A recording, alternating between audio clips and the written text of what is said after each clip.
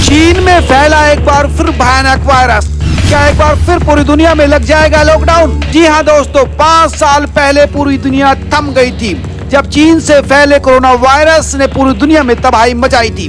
Virus से लाखों लोगों की मौत हुई थी और लॉकडाउन लग गया था। और एक बार फिर से वहीं से यानी चीन से एक नया वायरस यानी HMPV पूरी दुनिया की नींद उड़ा रहा है, चिंता बढ़ा रहा है। चीन में तेजी से फैल रहे इस वायरस ने अब तक भारत समेत कई देशों में एंट्री ले ली है।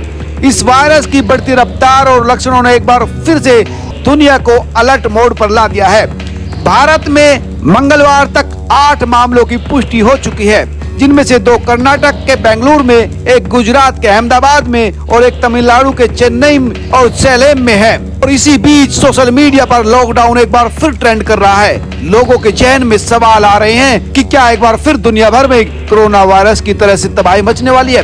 क्या फिर लॉकडाउन लगने वाला है? सोशल मीडिया प्लेटफॉर्म X पर #लॉकडाउन ट्रेंड कर रहा है, जिस पर यूजर लगातार रिएक्शन दे रहे हैं। तो आइए जानते हैं इस वायरस से जुड़े कुछ सवालों के जवाब।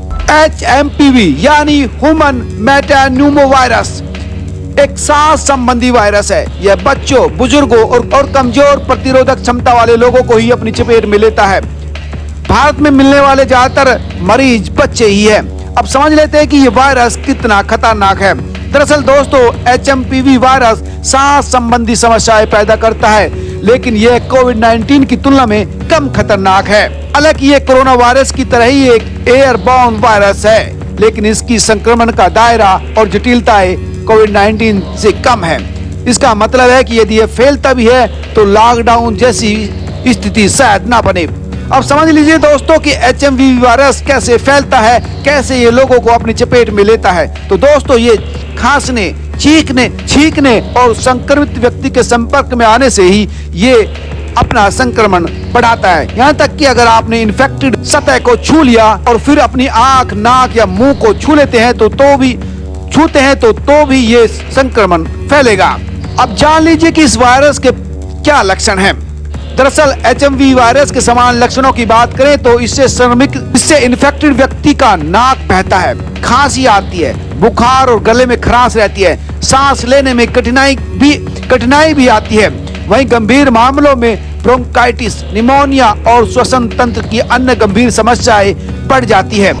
जैसे कि हमने पहले बताया कि ये बच्चों को चपेट में ज्यादा लेता है, तो इससे बच्चों को बचाने की बहुत ज्यादा जरूरत है, क्योंकि बच्चों की प्रतिरक्षा प्रणाली कमजोर होती है, इसलिए उनको खतरा ज्यादा है। वहीं बुजुर्ग भी इसके चपेट में आते हैं, क्योंकि उनकी प्रतिरोधक प्रणाली थोड़ा कमजोर हो जाती है।